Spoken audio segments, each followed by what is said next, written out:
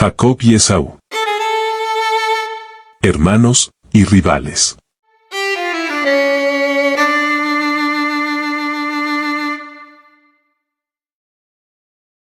Bienvenidos, infieles. Así es, seguidores del canal, están de vuelta en el lugar donde las historias bíblicas cobran vida de la manera más intensa. Si es tu primera vez aquí, prepárate, porque lo que estás a punto de escuchar cambiará tu forma de ver estas narrativas para siempre. Hoy vamos a sumergirnos en una de las historias más dramáticas, llenas de engaño, rivalidad y consecuencias eternas que jamás se hayan contado. Estoy hablando de Jacob y Esaú, dos hermanos gemelos cuya rivalidad comenzó literalmente desde el vientre de su madre. Pero antes de llegar ahí, necesitamos contexto. Necesitamos entender el legado que cargaban sobre sus hombros. El legado de las matriarcas. Porque verán, infieles. Esta historia no comienza con Jacob y Esaú. Comienza con dos mujeres extraordinarias que vinieron antes. Sara y Rebeca. Dos matriarcas que enfrentaron la esterilidad, el dolor, la espera interminable, y que finalmente vieron cumplirse promesas que parecían imposibles. Sara fue la esposa de Abraham, el padre de la fe. Durante décadas, Sara cargó con el estigma de no poder tener hijos. En una cultura donde la fertilidad lo era todo, donde el valor de una mujer se medía por su capacidad de dar descendencia, Sara era vista como maldita.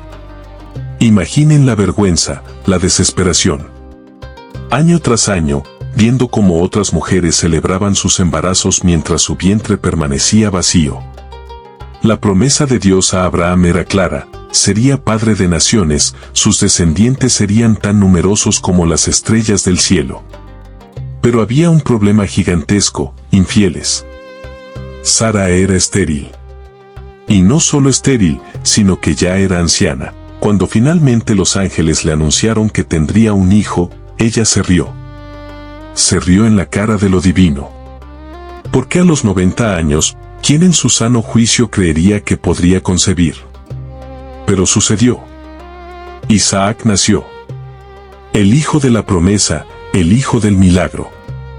Y con él, la línea de bendición continuó. Isaac y Rebeca, el siguiente eslabón. Ahora Isaac creció y necesitaba esposa. Abraham, ya viejo, envió a su siervo más confiable en una misión crucial: encontrar una esposa para Isaac, pero no cualquier esposa. Debía ser de su propia tierra, de su propio pueblo. Y aquí aparece Rebeca, hermosa, trabajadora, de carácter fuerte. El siervo de Abraham llegó a un pozo y oró pidiendo una señal específica. La mujer correcta no solo le daría agua a él, sino también a sus camellos. ¿Saben cuánta agua bebe un camello, infieles? Hasta 100 litros. Esto no era una prueba pequeña, era una prueba de generosidad extrema, de disposición al servicio. Rebeca apareció. Y sin que nadie se lo pidiera, hizo exactamente lo que el siervo había pedido en oración. Agua para él, agua para los camellos. Todos. La señal era clara. Esta era la mujer. Rebeca dejó su familia, su tierra, todo lo conocido, y viajó a un país extraño para casarse con un hombre que nunca había visto. Ese nivel de fe, ese nivel de valentía, infieles, es digno de admiración o de cuestionamiento, dependiendo de cómo lo miren. La maldición se repite. Pero aquí viene el giro que nadie esperaba. Isaac se casa con Rebeca, y ¿adivinen qué? Ella también es estéril. Es como si la historia se repitiera, como si el mismo obstáculo que enfrentó Sara ahora golpeara a la siguiente generación. 20 años, infieles. 20 años de espera, de oración, de silencio divino. ¿Por qué? ¿Por qué Dios permitiría que la misma prueba se repitiera? Algunos dirían que es para probar la fe. Otros dirían que es cruel. Lo dejaremos a su criterio. Isaac oró. Rebeca oró. Y finalmente, después de 2 décadas, algo sucedió. Rebeca concibió. Pero este no sería un embarazo normal. Porque dentro de su vientre, algo extraño estaba ocurriendo. Los bebés peleaban. No estoy hablando de movimientos normales. Estoy hablando de una lucha violenta, tan intensa que Rebeca pensó que moriría. Fue a consultar a Dios, desesperada, preguntando, ¿qué me está pasando? Y la respuesta que recibió lo cambiaría todo, infieles. Lo cambiaría absolutamente todo.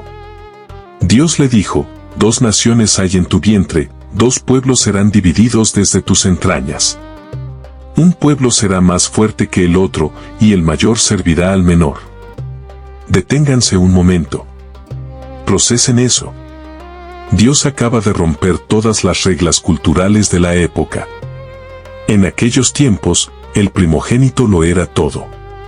Recibía la doble porción de la herencia, recibía la bendición especial del padre, era el heredero legítimo. El orden de nacimiento determinaba tu destino. Pero Dios acababa de decir lo contrario, el mayor serviría al menor.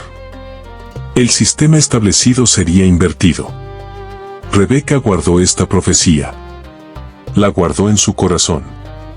Y créanme, infieles, esta información se convertiría en el detonante de uno de los engaños más grandes de la historia bíblica. El nacimiento de la rivalidad. Llegó el día del parto. Y primero salió Esaú. Rojizo, cubierto de vello como un animal. Pero aquí está lo fascinante, inmediatamente después salió su hermano Jacob, y estaba agarrando el talón de Esaú. Literalmente tratando de detenerlo, de superarlo, desde el primer segundo de vida. Jacob. El nombre significa el que agarra el talón o más específicamente, suplantador o engañador. Desde su nacimiento, su identidad estaba marcada por esta característica. No fue coincidencia. Fue profecía. 2 niños. 2 destinos. 2 naciones. Y una familia que estaba a punto de desgarrarse por el favoritismo, la manipulación y el engaño. Porque aquí viene otro detalle crucial, infieles. Isaac amaba más a Esaú. Rebeca amaba más a Jacob. Los padres tenían favoritos. Y cuando los padres tienen favoritos, cuando el amor se divide en lugar de multiplicarse, las consecuencias son devastadoras. ¿Por qué Isaac prefería a Esaú? Porque era cazador, hombre de campo, rudo, masculino según los estándares de la época. Le traía carne de caza que Isaac adoraba. Era el tipo de hijo que un padre patriarcal soñaría tener. ¿Por qué Rebeca prefería a Jacob? Porque era tranquilo, permanecía en las tiendas, era más reflexivo. Pero también, y esto es crucial, porque ella recordaba la profecía. Ella sabía que Jacob era el elegido, sin importar que hubiera nacido segundo. Este favoritismo sería la semilla de la destrucción. Y lo que viene a continuación, infieles, es una historia de ambición, hambre, engaño y consecuencias que durarían generaciones.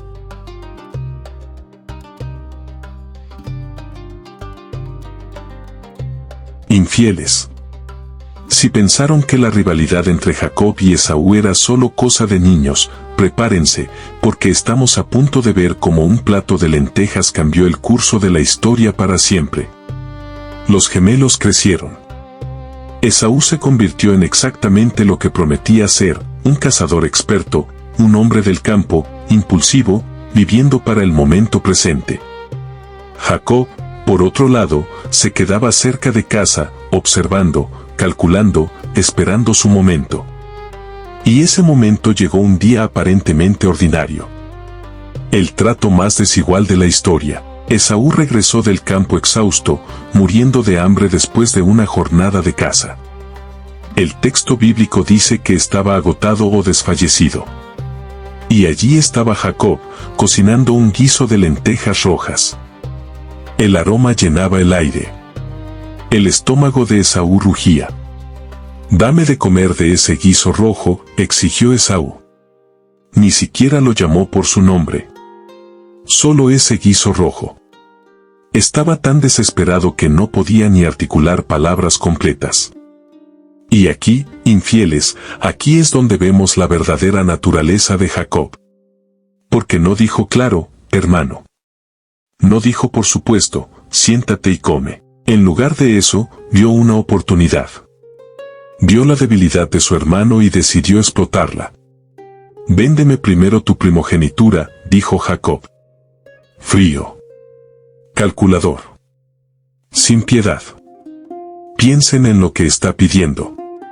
La primogenitura no era solo un título. Era el derecho a la doble porción de la herencia familiar. Era la autoridad sobre la familia después de la muerte del padre. Era la bendición especial, la posición de liderazgo. Era literalmente el futuro y el legado de toda tu vida. Y Jacob lo quería. Lo quería tanto que estaba dispuesto a aprovecharse del hambre extrema de su hermano para obtenerlo. ¿Y qué dijo Esaú? Escuchen bien sus palabras, porque revelan todo sobre su carácter. Mira, yo me estoy muriendo de hambre, ¿para qué me sirve la primogenitura? Me estoy muriendo. Drama puro, infieles. No se estaba muriendo. Estaba hambriento.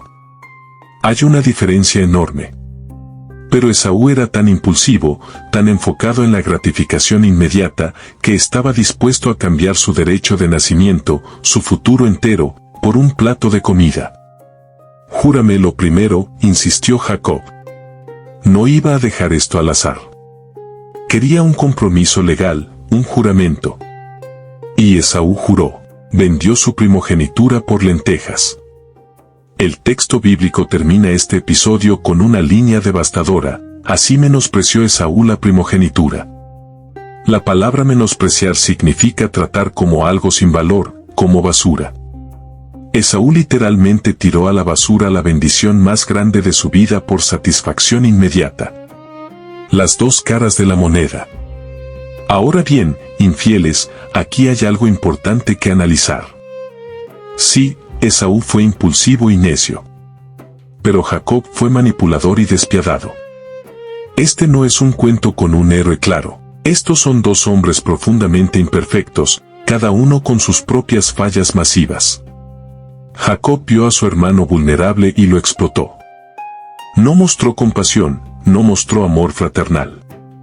Vio una transacción comercial donde su hermano tenía algo que él quería y usó las circunstancias para robárselo. ¿Está justificado porque Dios había profetizado que el mayor serviría al menor? ¿El fin justifica los medios?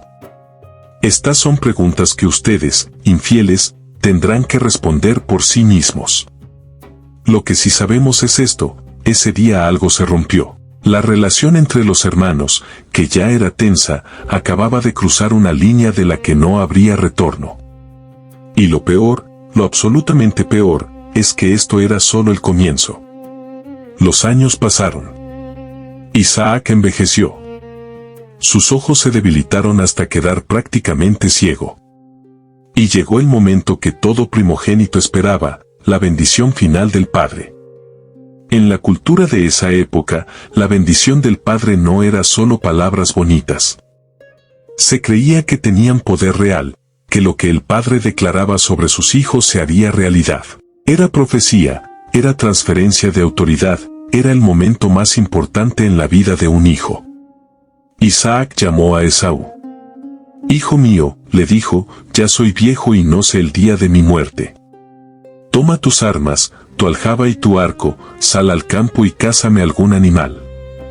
Prepárame un guiso sabroso como a mí me gusta, tráemelo para que coma, y te bendeciré antes de morir». Simple, ¿verdad? Un padre pidiendo una última comida especial de su hijo favorito antes de darle su bendición. ¿Qué podría salir mal? Todo. Absolutamente todo, infieles. Porque Rebeca estaba escuchando, y en el momento en que escuchó el plan de Isaac, supo que tenía que actuar. Recordó la profecía: el mayor servirá al menor. Recordó que Jacob era el elegido. Y no iba a permitir que Isaac, cegado por su preferencia por Esaú, contradijera el plan divino.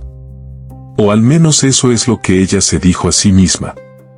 Porque la realidad, infieles, es que también actuaba por favoritismo. Jacob era su favorito y estaba dispuesta a hacer lo que fuera para asegurar su éxito. Llamó a Jacob rápidamente. Mira, le dijo, escuché a tu padre hablar con tu hermano Esaú. Le dijo que le trajera a casa, preparara comida y le bendeciría. Ahora, hijo mío, escúchame y haz lo que te digo. El plan era audaz. Era arriesgado. Era completamente engañoso. Pero Rebeca lo había pensado todo. Ve al rebaño y tráeme 2 cabritos buenos. Yo prepararé con ellos un guiso sabroso para tu padre, como a él le gusta. Tú se lo llevarás para que coma, y así te bendecirá antes de morir. Jacob, para su crédito o su cobardía dependiendo de cómo lo vean, vio el problema inmediatamente. Pero madre, protestó, mi hermano Esaú es hombre velludo, y yo soy lampiño. Si mi padre me toca, me tendrá por engañador, y traeré maldición sobre mí, no bendición. Noten que no dijo eso estaría mal. No dijo no puedo engañar a mi padre. Su única preocupación era ser descubierto. Jacob no tenía problema con el engaño en sí, solo con las consecuencias de ser atrapado. Y la respuesta de Rebeca es asombrosa, hijo mío, sea sobre mí la maldición. Solo obedéceme. Una madre dispuesta a aceptar una maldición divina por proteger a su hijo favorito. Piensen en el nivel de determinación, de amor distorsionado, de manipulación generacional que esto representa. El engaño se ejecuta. Jacob obedeció. Fue, mató los cabritos, se los llevó a su madre. Rebeca preparó el guiso exactamente como a Isaac le gustaba. Luego, tomó las mejores ropas de Esaú y vistió a Jacob con ellas. Y aquí viene la parte más escalofriante. Tomó las pieles de los cabritos y las puso sobre las manos y el cuello de Jacob para simular el vello de Esaú. Imaginen la escena, infieles. Jacob, vestido con la ropa de su hermano, cubierto con pieles de animales muertos, llevando comida a su padre ciego, a punto de cometer un fraude masivo que afectaría a generaciones enteras, entró en la tienda de su padre. Padre mío, dijo. Aquí estoy, respondió Isaac. ¿Quién eres tú, hijo mío? Y aquí, Jacob cruzó la línea. Yo soy Esaú tu primogénito. He hecho como me dijiste. Levántate, siéntate y come de mi casa, para que me bendigas. Mentira directa. Sin ambigüedad. Mirando a su padre ciego a los ojos y mintiendo descaradamente. Isaac estaba confundido. ¿Cómo es que la hallaste tan pronto, hijo mío? Jacob había preparado incluso esta respuesta, porque Jehová tu Dios hizo que la encontrara delante de mí. Usó el nombre de Dios para cubrir su mentira. Esta es la profundidad de su engaño, infieles. No solo mintió, sino que atribuyó su éxito a la intervención divina. Pero Isaac todavía dudaba. Algo no cuadraba. Acércate ahora, dijo, y te tocaré, hijo mío, para saber si eres mi hijo Esaú o no. El momento de la verdad. Jacob se acercó. Isaac lo tocó, sintiendo las pieles de cabrito en sus manos y cuello. La voz es la voz de Jacob, murmuró Isaac, pero las manos son las manos de Esaú. Estaba ahí. La verdad estaba justo ahí, en la punta de su lengua. Pero no la vio. O no quiso verla. ¿Eres tú realmente mi hijo Esaú?, preguntó una vez más. Yo soy, mintió Jacob. Y con eso, Isaac comió. Bebió. Y luego, le pidió a Jacob que se acercara y lo besara. Cuando Jacob se acercó, Isaac olió su ropa, las ropas de Esaú, y quedó convencido. Lo que sucedió a continuación cambiaría el curso de la historia para siempre. Y ustedes, infieles, tendrán que esperar para descubrirlo.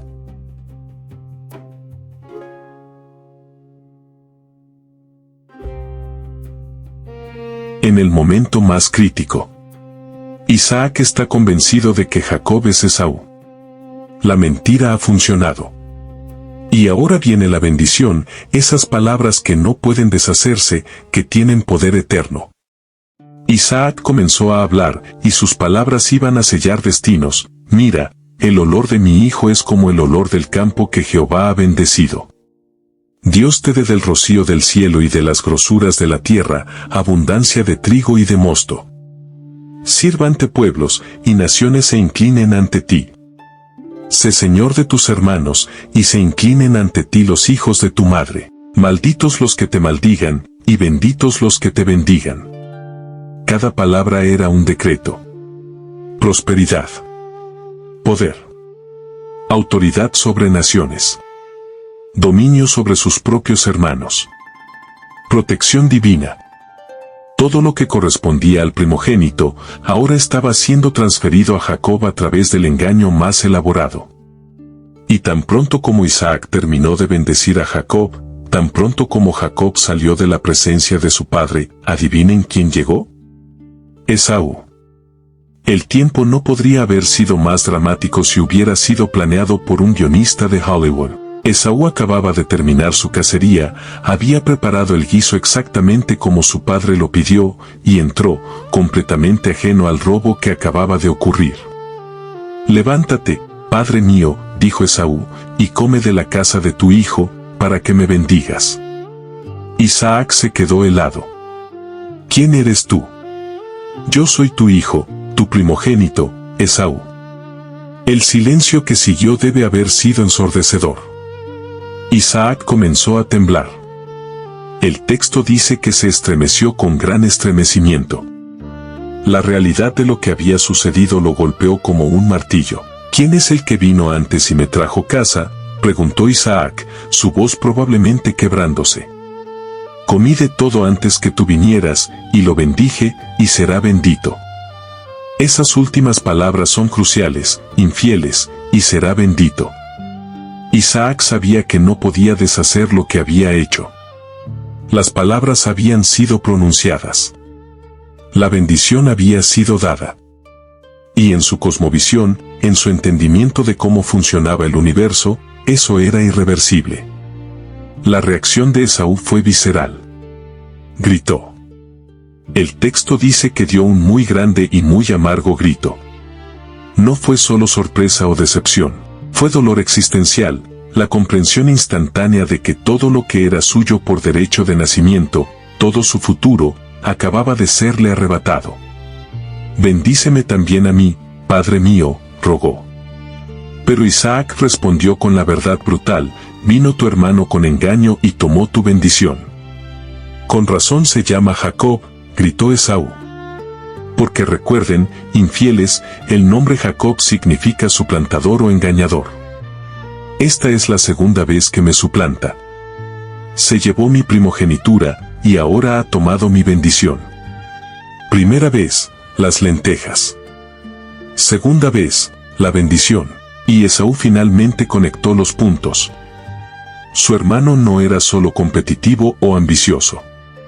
Era un manipulador sistemático que había estado esperando oportunidades para robarle todo. ¿No has guardado una bendición para mí?, suplicó Esaú. Y la respuesta de Isaac es desgarradora, mira, yo le he puesto por señor tuyo, y le he dado por siervos a todos sus hermanos. De trigo y de vino lo he provisto. ¿Qué, pues, te haré a ti, hijo mío? En otras palabras, ya no me queda nada que darte. Pero Esaú insistió. ¿No tienes más que una sola bendición, padre mío? Bendíceme también a mí, padre mío. Y Esaú lloró. Un hombre adulto, un cazador rudo, llorando como un niño porque le habían robado su futuro. Isaac, conmovido o sintiendo culpa, finalmente habló de nuevo. He aquí, será tu habitación lejos de las grosuras de la tierra y del rocío de los cielos de arriba. Por tu espada vivirás, y a tu hermano servirás. Pero cuando te fortalezcas, descargarás su yugo de tu cuello. Esta no era una bendición. Era apenas mejor que una maldición. Tierra árida. Vida de violencia. Servicio a su hermano. Con solo una pequeña esperanza, algún día, tal vez, podrás liberarte. Comparen esto con la bendición de Jacob. Abundancia versus escasez. Dominio versus servidumbre. Bendición versus maldición. La diferencia era abismal. En ese momento, algo murió en Esaú. Y algo oscuro nació en su lugar. El texto es claro, Esaú aborreció a Jacob por la bendición con que su padre lo había bendecido. Aborreció. No solo se molestó. No solo se sintió traicionado. Lo odió con un odio profundo, visceral, consumidor. Y ese odio se convirtió en un plan: se acercan los días de luto por mi padre, entonces mataré a mi hermano Jacob.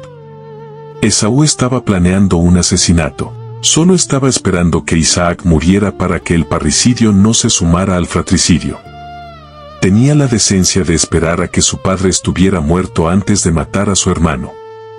Qué considerado, ¿verdad, infieles? Pero Esaú cometió un error. Habló. Les dijo a otros sobre sus planes. Y las palabras llegaron a Rebeca. Cuando Rebeca se enteró de las intenciones homicidas de Esaú, volvió a tomar el control. Llamó a Jacob. Mira, tu hermano Esaú planea matarte. Ahora, hijo mío, obedece mi voz. Levántate y huye a casa de mi hermano Labán en Harán. Quédate con él por un tiempo, hasta que el furor de tu hermano se calme, hasta que la ira de tu hermano se aparte de ti y olvide lo que le has hecho.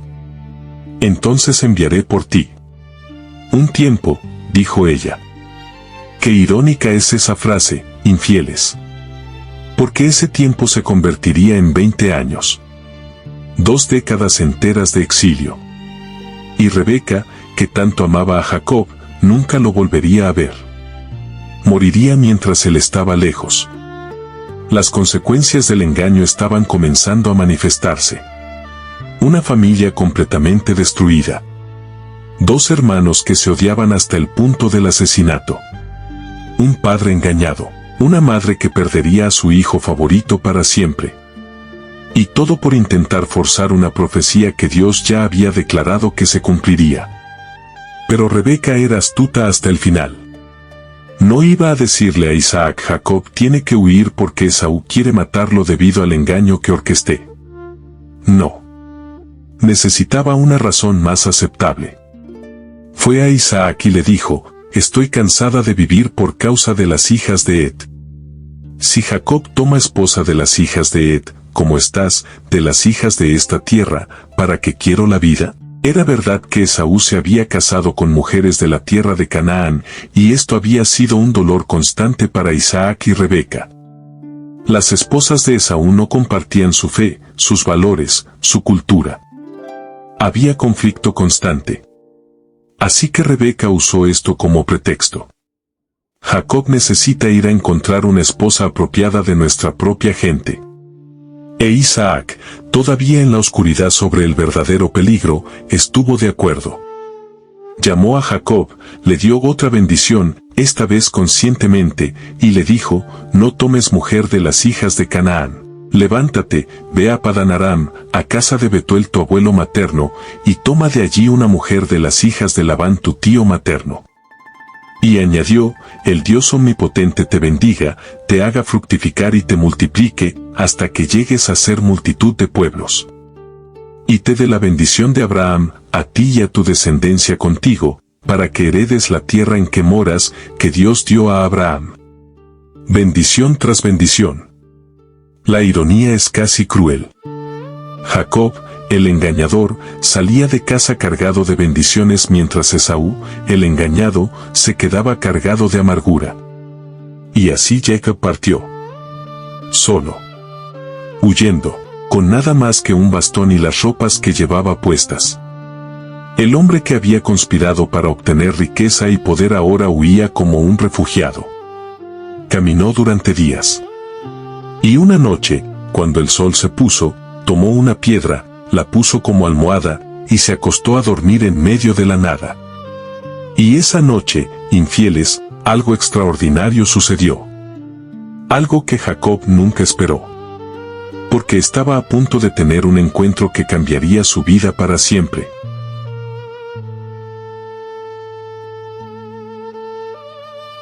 Jacob, solo, escapando como un fugitivo, durmiendo en el suelo con una roca como almohada. Un tipo que había pasado su vida en tiendas cómodas ahora estaba reducido a esto.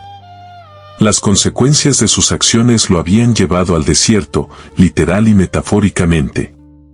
Pero mientras Jacob dormía esa noche, tuvo un sueño. Y no cualquier sueño, infieles. Un sueño que se convertiría en uno de los momentos más icónicos de toda la Biblia.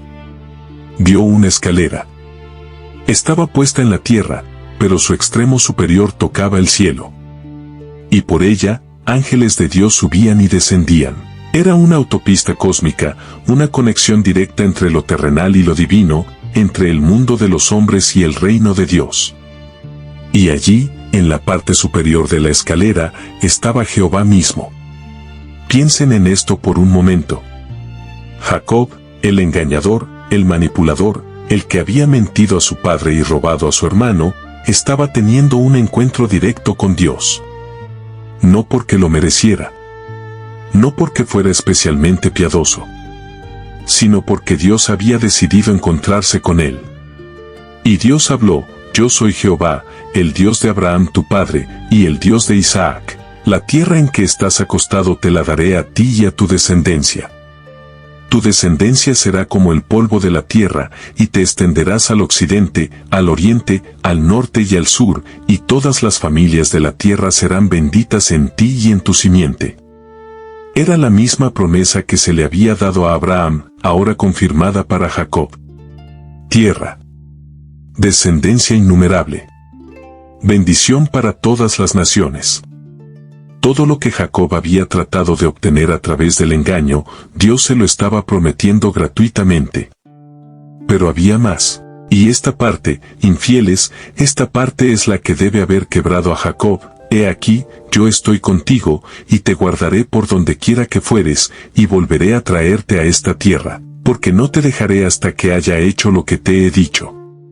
Dios prometió estar con él. No lo abandonaría. Lo protegería. Lo traería de vuelta. Estas eran promesas de presencia continua, de protección personal, de restauración futura. Jacob despertó sobresaltado. Y sus primeras palabras revelan su asombro total: ciertamente Dios está en este lugar, y yo no lo sabía. Pensaba que estaba solo. Pensaba que estaba huyendo, abandonado, sin esperanza. Pero Dios había estado ahí todo el tiempo. En el lugar más inesperado, en el momento más desesperado. Tuvo miedo. ¡Cuán terrible es este lugar! No es otra cosa que casa de Dios, y puerta del cielo. A la mañana siguiente, Jacob tomó la piedra que había usado como almohada, la levantó como monumento, derramó aceite sobre ella, y llamó a ese lugar Betel, que significa casa de Dios. Y luego Jacob hizo algo fascinante. Hizo un voto, un trato con Dios: si Dios está conmigo, y me guarda en este viaje que hago, y me da pan para comer y vestido para vestir, y vuelvo en paz a casa de mi padre, Jehová será mi Dios. Y esta piedra que he puesto por señal será casa de Dios, y de todo lo que me des, el diezmo lo diezmaré para ti. Noten el lenguaje condicional: infieles. Si Dios hace esto, entonces Jehová será mi Dios. Jacob todavía estaba negociando, todavía estaba haciendo tratos. Incluso con Dios, su instinto era hacer una transacción. Pero al menos estaba comenzando una relación. Problemática, condicional, imperfecta, pero una relación al fin. Jacob continuó su viaje y finalmente llegó a la tierra del oriente, a Harán, donde vivía su tío Labán. Y aquí la historia toma un giro casi poético, porque lo que está a punto de suceder es una repetición casi exacta de cómo su madre Rebeca conoció a su padre Isaac. Jacob llegó a un pozo. Había 3 rebaños de ovejas echados cerca de él, esperando a ser abrevados. Había una gran piedra sobre la boca del pozo, y era costumbre que todos los pastores se juntaran antes de removerla. Jacob preguntó a los pastores: «Hermanos míos, ¿de dónde sois?» «De Harán somos», respondieron. «¿Conocéis a Labán hijo de Nacor?» «Le conocemos». «¿Está bien?» «Está bien. Y he aquí Raquel su hija viene con las ovejas».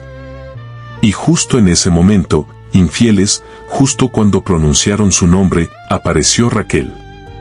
Amor a primera vista. El texto nos dice que cuando Jacob vio a Raquel, la hija de Labán hermano de su madre, y las ovejas de Labán, se acercó, removió la piedra de la boca del pozo él solo, y abrevó el rebaño de Labán. Esa piedra requería varios hombres para moverla, pero Jacob, impulsado por algo más que fuerza física, la movió solo. Era un acto de fuerza impresionante, probablemente mostrando en ese momento lo que el amor puede hacer a un hombre. Porque sí, infieles, Jacob se enamoró. Instantáneamente. Profundamente.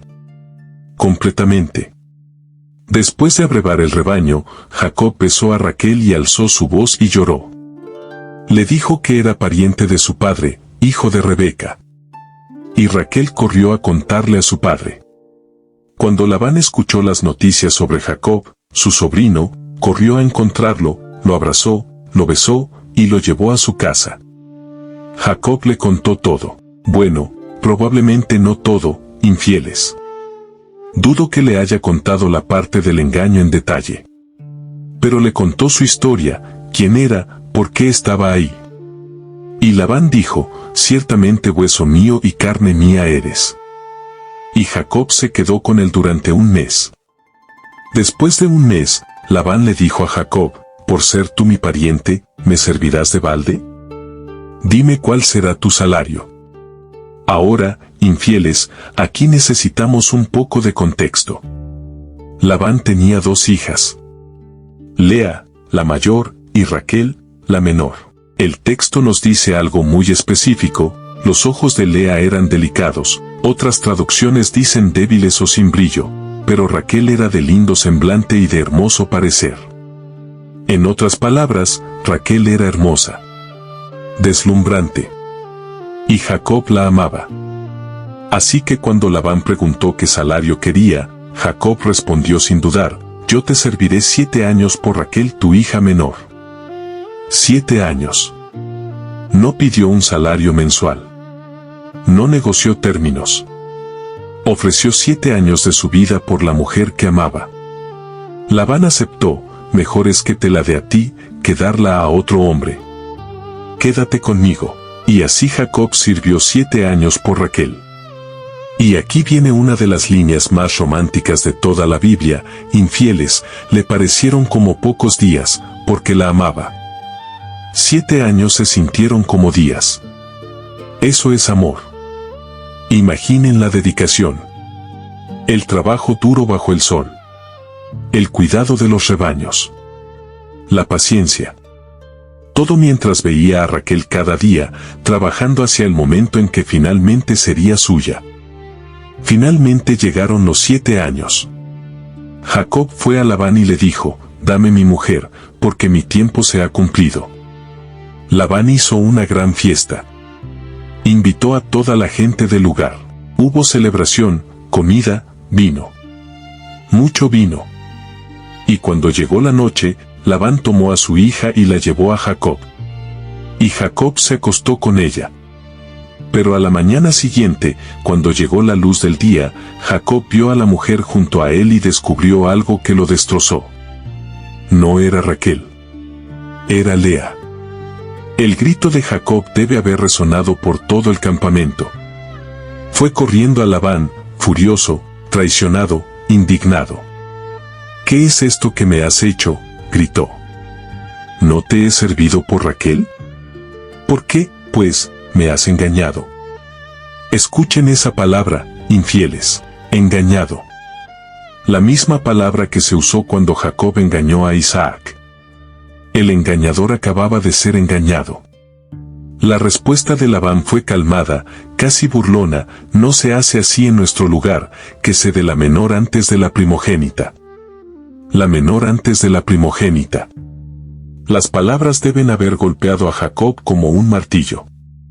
Porque él era el menor que había robado el lugar del primogénito. Ahora estaba experimentando exactamente lo que le había hecho a su hermano Esaú. La justicia poética, infieles. El karma. Como quieran llamarlo. Jacob estaba cosechando lo que había sembrado. Cumple la semana de esta, continuó Labán, y se te dará también la otra, por el servicio que hagas conmigo otros 7 años. 7 años más. Jacob ya había trabajado 7 años y terminó con la mujer equivocada. Ahora Labán le estaba diciendo que podía tener a Raquel también, pero le costaría otros 7 años. Jacob accedió. ¿Qué otra opción tenía? Cumplió la semana de bodas con Lea, y luego Labán le dio a Raquel también.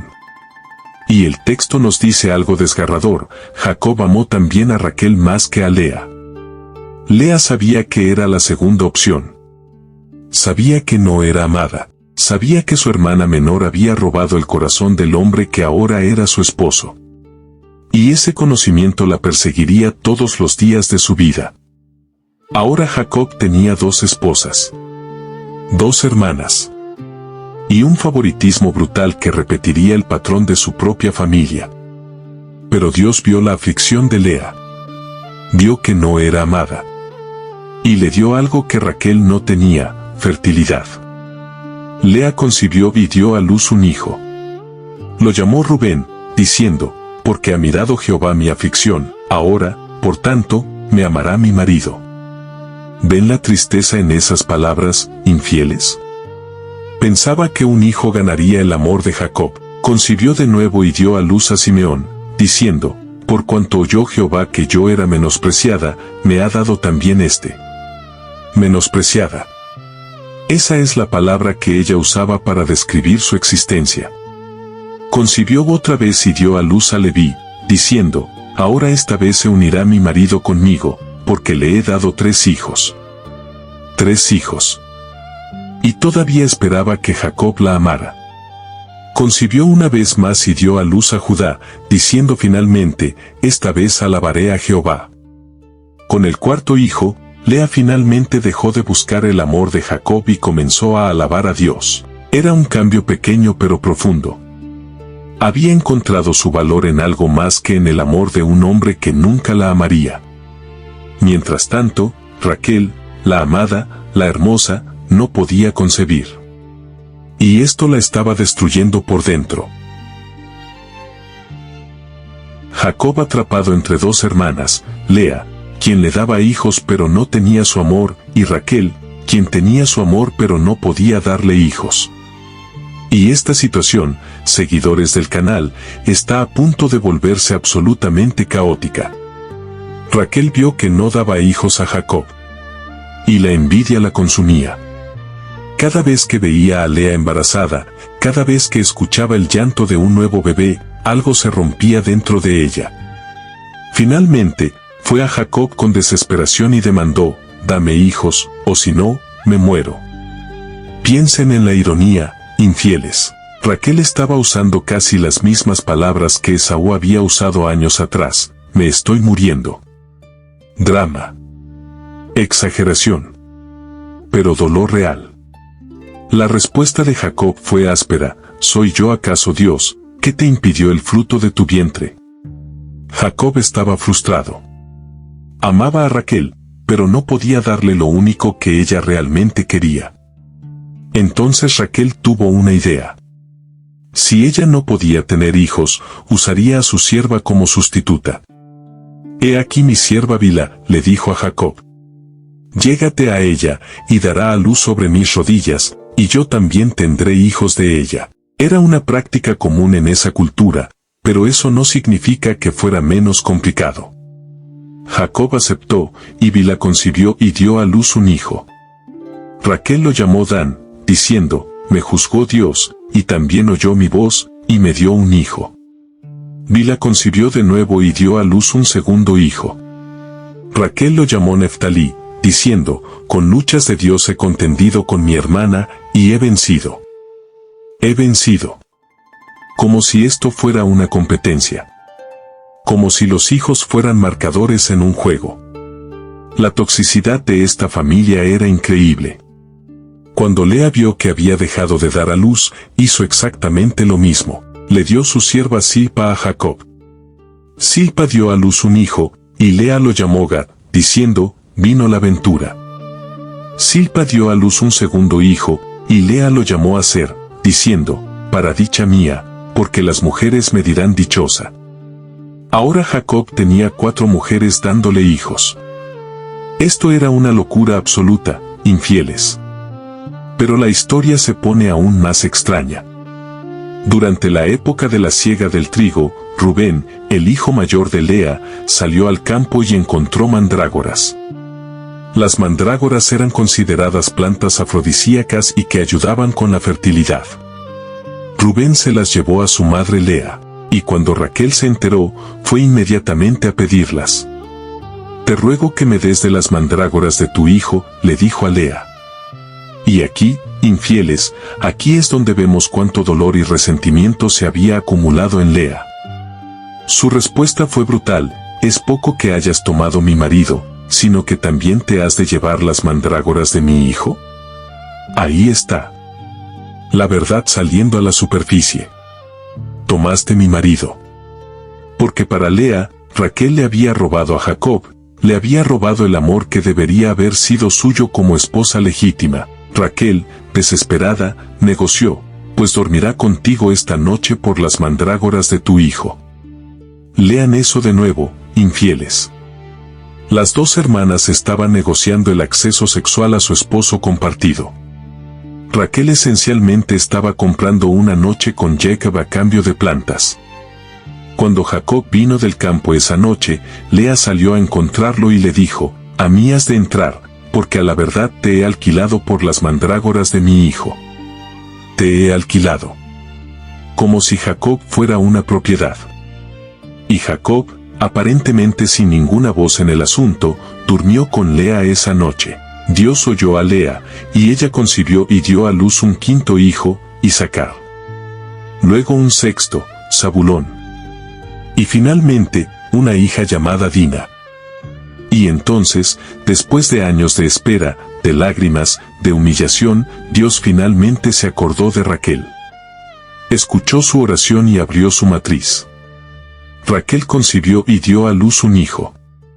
Y lo llamó José, diciendo, quitó Dios mi afrenta y añádame Jehová otro hijo. José. El hijo del amor. El hijo de la esposa favorita. Y ya en su nombre, Raquel estaba pidiendo otro hijo más. Nunca era suficiente. Este José, infieles, se convertiría en una de las figuras más importantes de toda la historia bíblica. Pero esa es otra historia para otro día. Después del nacimiento de José, Jacob fue a Labán y le dijo, dame permiso para irme a mi lugar, a mi tierra. Dame mis mujeres y mis hijos por los cuales te he servido, y déjame ir. 14 años habían pasado. 7 por cada esposa. Jacob había cumplido su parte del trato, y ahora quería regresar a su tierra. Pero Labán no estaba dispuesto a dejarlo ir tan fácilmente. He experimentado que Jehová me ha bendecido por tu causa, le dijo. Básicamente, eres demasiado valioso para mí, no puedo perderte. Señálame tu salario, continuó Labán, y yo lo pagaré. Jacob respondió con una propuesta astuta. No quería un salario fijo. En su lugar, dijo, pasaré hoy por todo tu rebaño, poniendo aparte todas las ovejas manchadas y salpicadas de color, y todas las de color oscuro entre las ovejas, y las manchadas y salpicadas entre las cabras. Ese será mi salario. En otras palabras, Jacob se quedaría con los animales menos comunes, los que tenían marcas o colores inusuales. Sonaba como un mal negocio para él, ¿verdad? Labán, pensando que había conseguido el mejor trato del mundo, aceptó inmediatamente. Pero Jacob era más astuto de lo que Labán pensaba. Porque Jacob conocía secretos de crianza animal que Labán no conocía. Jacob tomó varas verdes de álamo, avellano y castaño, y las peló dejando manchas blancas expuestas. Colocó estas varas en los abrevaderos donde los rebaños venían a beber y donde se apareaban. Y cuando los animales se apareaban frente a las varas, daban a luz crías rayadas, manchadas y salpicadas. Jacob separaba estos animales para sí mismo. Además, Jacob era estratégico. Cuando los animales más fuertes estaban en celo, ponía las varas. Cuando eran débiles, no las ponía. Así, los animales más débiles eran para Labán, y los más fuertes para Jacob. ¿Era genética? ¿Era intervención divina? ¿Era manipulación ingeniosa? Probablemente una combinación de todo, infieles. El resultado fue que Jacob se enriqueció enormemente. Tuvo muchas ovejas, siervas, siervos, camellos y asnos. El hombre que había llegado con nada ahora era rico. Pero con la riqueza vino la tensión. Jacob comenzó a notar que los hijos de Labán lo miraban diferente. Escuchó sus murmuraciones: Jacob ha tomado todo lo que era de nuestro padre, y de lo que era de nuestro padre ha adquirido toda esta riqueza. Y el rostro de Labán también había cambiado. Ya no lo miraba como antes. La relación se estaba deteriorando rápidamente. Entonces Jehová habló a Jacob: vuélvete a la tierra de tus padres, y a tu parentela, y yo estaré contigo. Era el momento. Después de 20 años, era hora de regresar a casa. Pero había un problema: Jacob sabía que Labán no lo dejaría ir voluntariamente, especialmente con toda la riqueza que había acumulado. Jacob llamó a Raquel y a Lea al campo donde estaba su rebaño, y les habló honestamente: por primera vez en mucho tiempo, veo que el semblante de vuestro padre no es para conmigo como era antes, mas el Dios de mi padre ha estado conmigo. Vosotras sabéis que con todas mis fuerzas he servido a vuestro padre. Pero vuestro padre me ha engañado y ha cambiado mi salario 10 veces. Sin embargo, Dios no le ha permitido que me hiciese mal. Jacob admitió que había sido engañado repetidamente. Labán había cambiado los términos de su acuerdo 10 veces, tratando constantemente de aprovecharse de él. El engañador había sido engañado una y otra vez. La respuesta de Raquel y Lea es sorprendente: ¿tenemos acaso parte o heredad en la casa de nuestro padre? No nos tiene ya como por extrañas, pues que nos vendió, y aún se ha comido del todo nuestro precio. Ahora, pues, todo lo que Dios ha quitado a nuestro padre, nuestro es y de nuestros hijos. Ahora, pues, haz todo lo que Dios te ha dicho. Las hermanas, que habían estado en guerra constante, finalmente estaban de acuerdo en algo: su padre las había tratado como mercancía, las había vendido, y se había quedado con su dote. Estaban listas para irse. La huida. Jacob actuó rápidamente. Puso a sus hijos y a sus mujeres sobre camellos, tomó todo su ganado y todos sus bienes, y huyó. Esperó hasta que Labán estuviera ausente esquilando sus ovejas a 3 días de distancia, para escapar. Era una huida calculada, planeada para darles la mayor ventaja posible. Pero Raquel hizo algo que complicaría todo: infieles. Antes de irse, robó los ídolos domésticos de su padre. ¿Por qué? Tal vez era por valor sentimental. Tal vez era por seguridad religiosa. Tal vez era para vengarse. O tal vez, en esa cultura, quien tenía los ídolos familiares tenía derecho legal sobre la herencia. Raquel estaba tomando lo que sentía que le pertenecía. Jacob cruzó el río Eufrates y puso rumbo hacia la región montañosa de Galaad. Estaban huyendo, pero también estaban regresando a casa. 3 días después, le dijeron a Labán que Jacob había huido. Y Labán, furioso, tomó a sus hermanos consigo y lo persiguió durante 7 días de viaje, alcanzándolo en los montes de Galaad. Una confrontación estaba llegando. Y esta vez, no habría lugar para esconderse. ¿Qué pasará cuando Labán alcance a Jacob? ¿Habrá violencia? ¿Reconciliación? ¿O algo completamente inesperado, infieles? Labán ha perseguido a Jacob durante 7 días. Está furioso. Su yerno ha huido con sus hijas, sus nietos y gran parte de su riqueza. Y Labán está listo para hacer justicia por su propia mano. Pero la noche antes de alcanzar a Jacob, algo sucedió. Dios vino a Labán en sueños y le dio una advertencia clara: guárdate de no hablar a Jacob ni bien ni mal. Básicamente, no hagas nada estúpido, Labán. No lo amenaces, no lo maldigas, no negocies. Solo déjalo en paz. Al día siguiente, Labán alcanzó a Jacob en los montes de Galaad. Jacob había plantado su tienda en el monte, y Labán con sus hermanos acampó en el mismo lugar. Y entonces Labán soltó todo su resentimiento. ¿Qué has hecho, que me engañaste, y has traído a mis hijas como cautivas a espada? ¿Por qué te escondiste para huir, y me engañaste, y no me lo hiciste saber para que yo te despidiera con alegría y con cantares, con tamborín y arpa?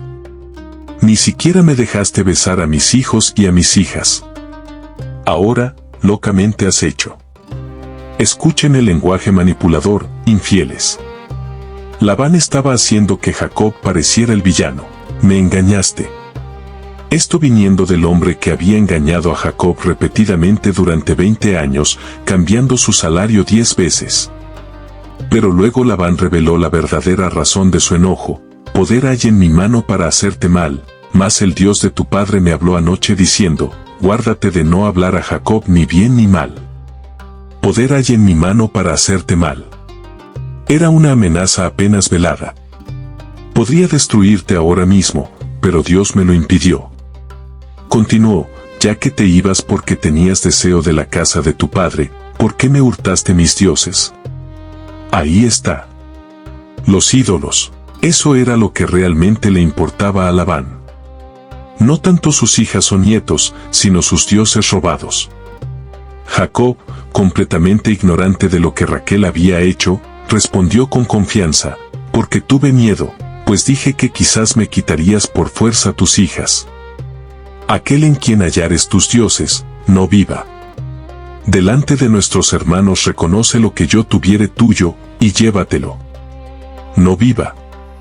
Jacob acababa de pronunciar una sentencia de muerte sobre quien tuviera los ídolos, sin saber que era su esposa amada. Las palabras tienen poder, infieles, y estas palabras tendrían consecuencias trágicas más adelante. Labán entró en la tienda de Jacob, luego en la de Lea, luego en las de las dos siervas. No encontró nada. Finalmente, entró en la tienda de Raquel. Pero Raquel había tomado los ídolos, los había puesto en la montura de un camello, y se había sentado sobre ellos. Cuando Labán registró toda la tienda sin encontrarlos, Raquel le dijo a su padre: no se enoje mi señor, si no me puedo levantar delante de ti, porque estoy con la costumbre de las mujeres.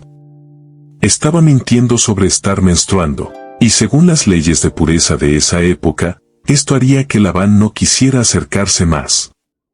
Era una mentira brillante, infieles. Raquel había aprendido bien del maestro del engaño. Labán no encontró los ídolos.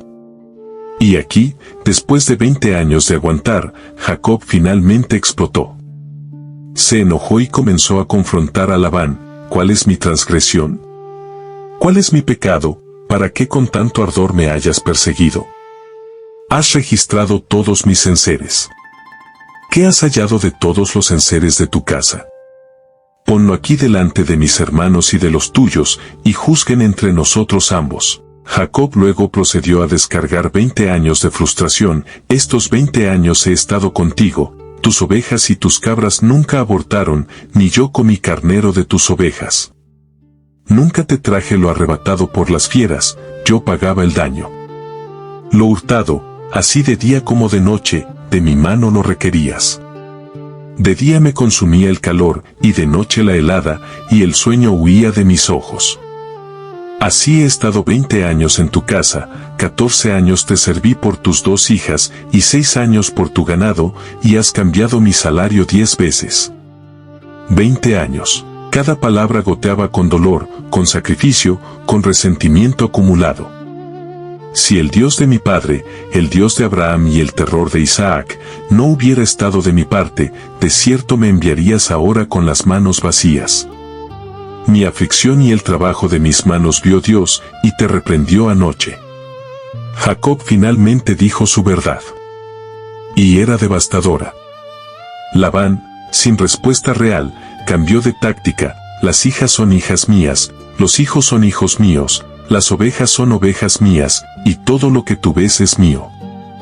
¿Y qué puedo yo hacer hoy a estas mis hijas, o a sus hijos que ellas han dado a luz? Era patético, infieles.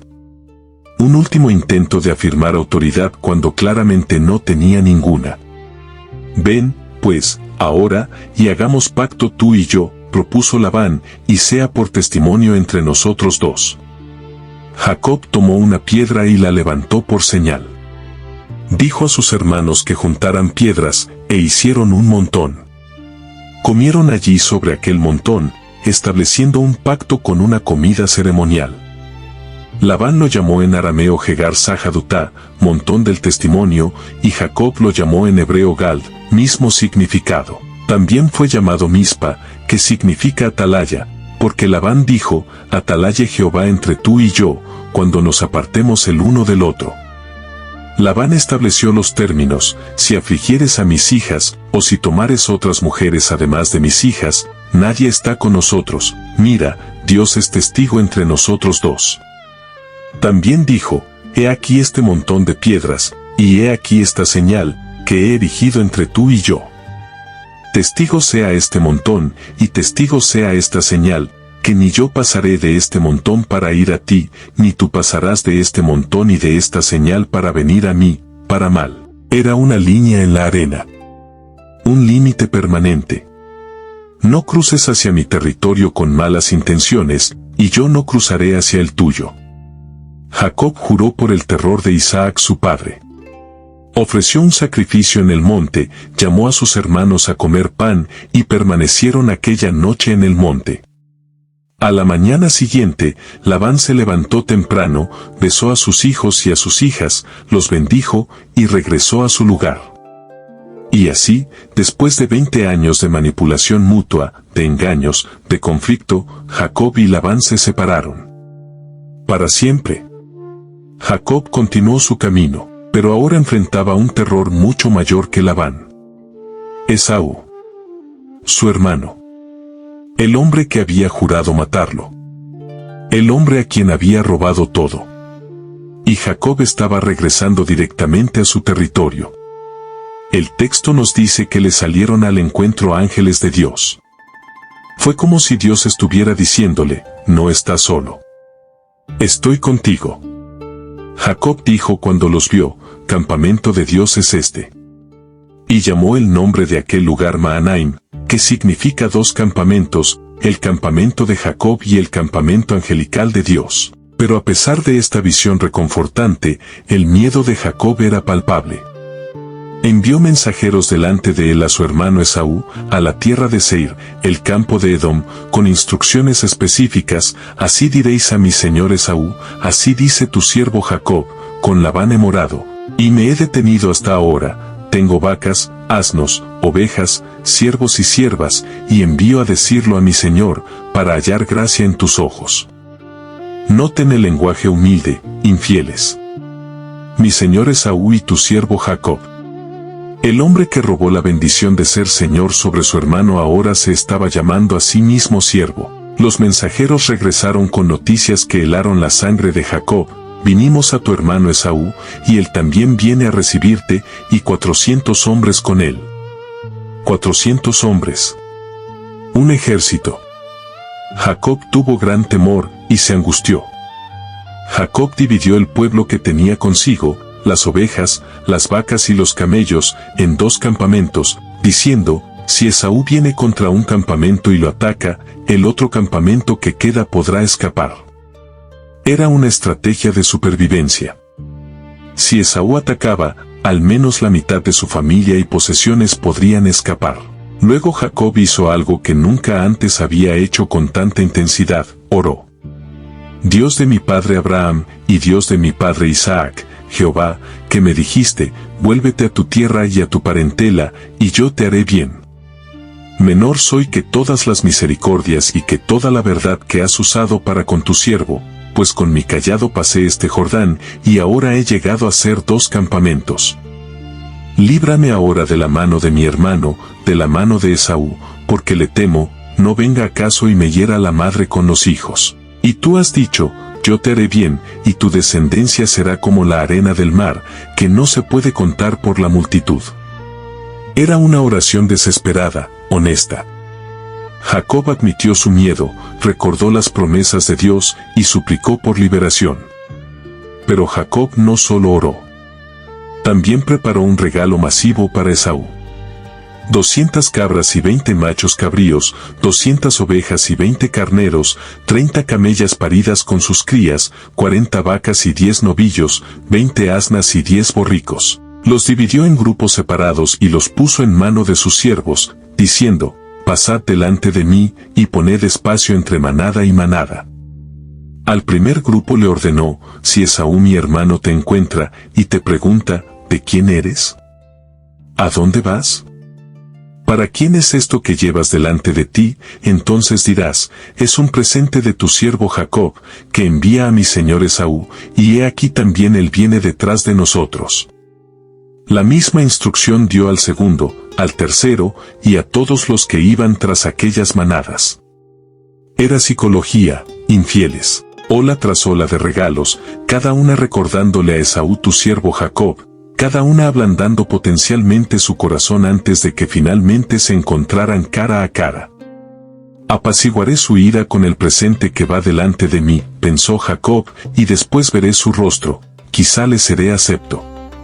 Esa noche, Jacob tomó a sus 2 mujeres, sus 2 siervas, sus 11 hijos, y cruzó el vado de Jaboc. Los pasó al otro lado del arroyo, junto con todo lo que tenía. Pero Jacob se quedó solo, y en esa soledad, en esa noche oscura antes del encuentro con su pasado, algo extraordinario estaba a punto de suceder. Infieles. Hemos llegado al momento culminante de toda esta saga. Jacob está solo. Su familia ha cruzado el arroyo. Los regalos han sido enviados adelante. Y en pocas horas se enfrentará cara a cara con el hermano que juró matarlo. Pero primero, tiene que lidiar con alguien más. El texto simplemente dice, así se quedó Jacob solo, y luchó con él un varón hasta que rayaba el alba. Un varón. Un hombre. Apareció de la nada y comenzó a luchar físicamente con Jacob. Sin introducción, sin explicación. Solo combate puro. ¿Quién era este hombre? El texto no lo dice inmediatamente. Podría haber sido un ángel. Podría haber sido una manifestación de Dios mismo. Podría haber sido una personificación de sus propios demonios internos. La ambigüedad es intencional, infieles. Lucharon toda la noche.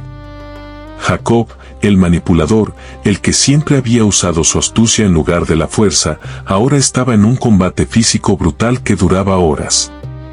Y el varón vio que no podía vencer a Jacob. Piensen en eso. Este ser, este varón misterioso, no podía derrotar a Jacob en combate directo. Así que tocó el encaje del muslo de Jacob, y se descoyuntó el muslo de Jacob mientras luchaba con él. Un solo toque. Y Jacob quedó lisiado. Pero incluso así, no se rindió. No te dejaré ir. El varón dijo, déjame ir, que raya el alba.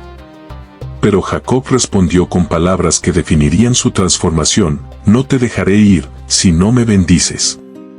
Después de toda una vida de engañar para obtener bendiciones, Jacob ahora estaba luchando literalmente por una.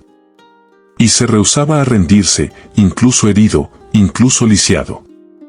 El varón le preguntó, ¿cuál es tu nombre? Era una pregunta cargada de significado. Porque el nombre de Jacob había definido su vida, suplantador. Engañador. El que agarra el talón. Era su identidad.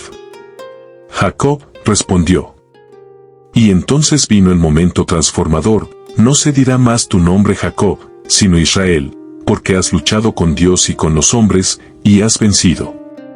Israel. Un nombre nuevo. Un significado nuevo. El que lucha con Dios o Dios lucha. Ya no era el engañador. Ahora era el luchador, el que se aferraba a Dios y no lo soltaba. Jacob preguntó, declárame ahora tu nombre. Pero el varón respondió, ¿por qué me preguntas por mi nombre? Y lo bendijo allí. Nunca reveló su nombre. Pero Jacob lo supo. He visto a Dios cara a cara, dijo Jacob, y fue librada mi vida. Llamó a aquel lugar Peniel, que significa rostro de Dios. Y cuando el sol salió, Jacob cruzó Peniel, cojeando de su cadera. Para siempre llevaría esa marca física de su encuentro con lo divino. Jacob alzó sus ojos, y vio a Esaú que venía con 400 hombres. El momento que había temido durante 20 años finalmente había llegado. Dividió a sus hijos entre Lea, Raquel y las 2 siervas. Puso las siervas y sus hijos delante, luego a Lea y sus hijos, y a Raquel y José los últimos. Los que menos amaba, al frente, los que más amaba, protegidos atrás. Pero Jacob hizo algo que sus siervos no hicieron.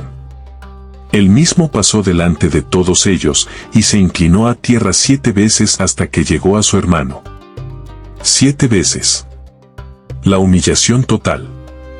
La sumisión completa. Jacob, que había robado la bendición de ser señor sobre su hermano, ahora se estaba postrando ante él. Y entonces, infieles, sucedió algo que nadie esperaba. Esaú corrió a su encuentro, lo abrazó, se echó sobre su cuello, y lo besó. Y lloraron. 20 años de odio. 20 años de planes de asesinato, y en un momento, se evaporaron en un abrazo y lágrimas. ¿Qué había pasado? ¿Había perdonado Esaú? ¿Se había ablandado su corazón con el tiempo? ¿Fue una obra de Dios? El texto no lo explica. Solo muestra el resultado, reconciliación. Esaú alzó sus ojos y vio a las mujeres y los niños. ¿Quiénes son estos?, preguntó. Los hijos que Dios ha dado a tu siervo, respondió Jacob. Y cada grupo se acercó y se inclinó. Esaú preguntó, ¿qué te propones con todos estos grupos que he encontrado? El hallar gracia en los ojos de mi señor, respondió Jacob. Pero Esaú dijo, suficiente tengo yo, hermano mío, sea para ti lo que es tuyo. Hermano mío. Después de todo lo que había pasado, Esaú llamó a Jacob su hermano.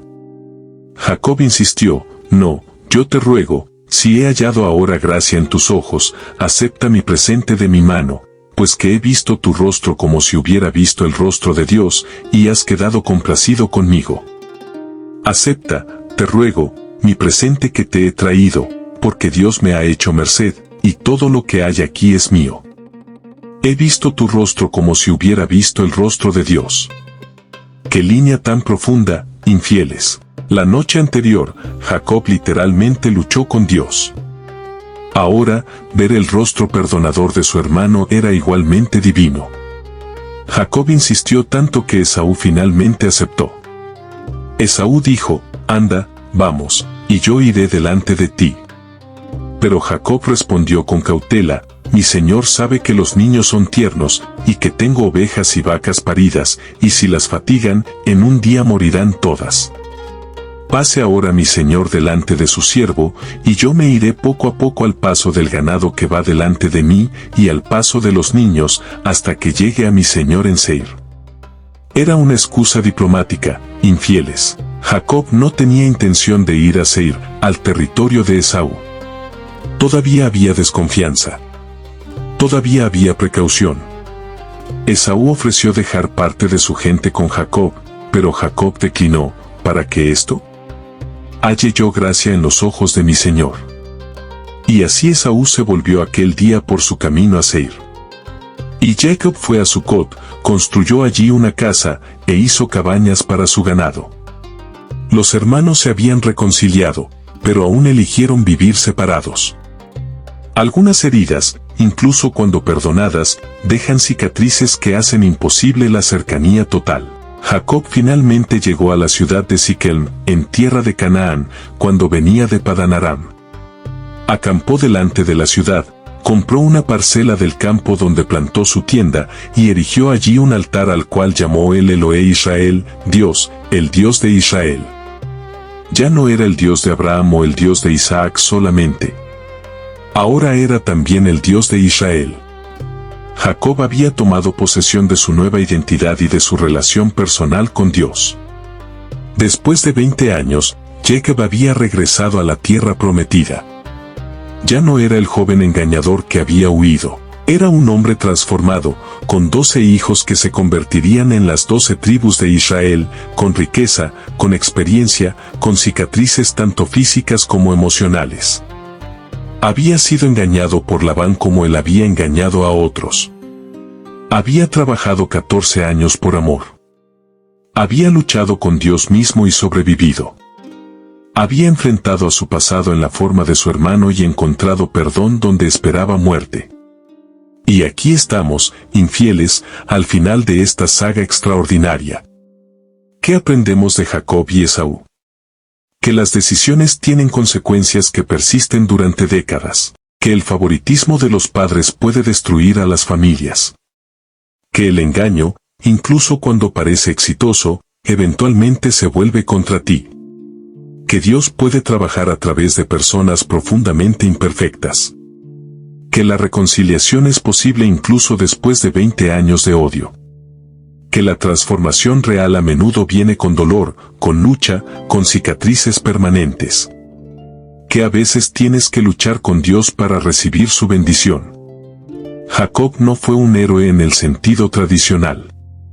Fue un manipulador, un mentiroso, un hombre que usó a otros para sus propios fines. Pero también fue un hombre que, cuando se enfrentó a las consecuencias de sus acciones, cuando fue forzado a lidiar con su propio carácter, eligió cambiar. No fue un cambio fácil o rápido. Tomó 20 años de exilio, de ser engañado, de dolor. Tomó una noche luchando literalmente con Dios. Pero al final, Jacob se convirtió en Israel. Esaú, por su parte, nos muestra que las personas pueden sorprendernos.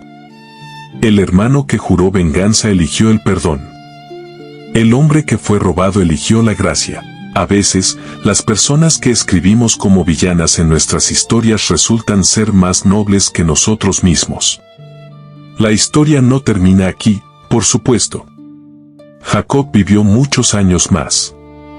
Sus hijos causarían sus propios dramas, especialmente el favorito José, quien sería vendido como esclavo por sus propios hermanos envidiosos. El ciclo de favoritismo continuaría. Jacob eventualmente moriría en Egipto, pero pidió ser enterrado en la tierra prometida, junto a Abraham e Isaac. Y en un último acto de reconciliación, fue Esaú quien ayudó a Jacob a enterrar a su padre Isaac años atrás, mostrando que su perdón era genuino. Los descendientes de Jacob se convertirían en la nación de Israel, el pueblo elegido, portadores del pacto divino. Los descendientes de Esaú se convertirían en los edomitas, y las dos naciones tendrían conflictos durante siglos, repitiendo en escala nacional la rivalidad que comenzó en el vientre. Pero esa es otra historia para otro día. Y así, infieles, seguidores del canal, llegamos al final de la historia de Jacob y Esaú. Dos hermanos gemelos cuya rivalidad comenzó antes de nacer, que se engañaron y se hicieron daño mutuamente, pero que finalmente encontraron un camino hacia la reconciliación. Espero que esta historia les haya fascinado tanto como a mí. Espero que vean en ella no solo un relato antiguo, sino un espejo de las complejidades humanas que todavía vivimos hoy. Los conflictos familiares. La ambición. El engaño. El dolor del rechazo. Y la posibilidad, siempre presente, de transformación y perdón. Si esta serie les gustó, déjenlo saber en los comentarios. Compartan este video. Suscríbanse al canal para más historias bíblicas contadas sin filtros, sin suavizar las partes difíciles, explorando la complejidad total de estas narrativas antiguas que siguen siendo relevantes miles de años después. Nos vemos en el próximo video. Hasta entonces, infieles, manténganse curiosos, cuestionando, y manténganse abiertos a que estas historias los transformen como transformaron a Jacob en Israel. Adiós infieles.